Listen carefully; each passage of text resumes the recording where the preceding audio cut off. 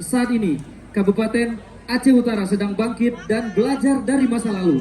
Semoga ke depan Bungo Paseh menjadi jalur penghasil rempah seperti pada masa kejayaan Samudra Pasai. Hadirin berbahagia, inilah Kabupaten Aceh Utara.